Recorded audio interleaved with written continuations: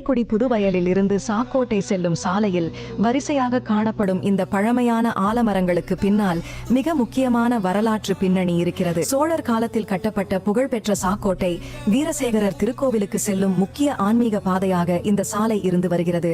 முற்காலத்தில் செட்டிநாட்டு பகுதியில் மாட்டு வண்டிகளிலும் கால்நடையாகவும் பயணம் செய்த வணிகர்களும் விவசாயிகளும் வெயிலின் தாக்கம் தெரியாமல் ஓய்வெடுத்துச் செல்ல சாலையின் இருமருங்கிலும் இந்த ஆலமரங்கள் நடப்பட்டன. அது மட்டுமில்லாமல் செட்டிநாட்டின் பாரம்பரிய மஞ்சுவிரட்டு போட்டிகளின் போது மாடுகளை கட்டுவதற்கும் ஊர் பெரியவர்கள் கூடி பேசும் பஞ்சாயத்து கூடமாகவும் இந்த மரங்களின் நிழல் தான் பயன்பட்டது. நூற்றாண்டுகளை கடந்தும் செட்டிநாட்டு பண்பாட்டின் மௌன சாட்சியாக இந்த ஆலமரங்கள் இன்றும் கம்பீரமாக நிழல் தந்து நிற்கின்றன.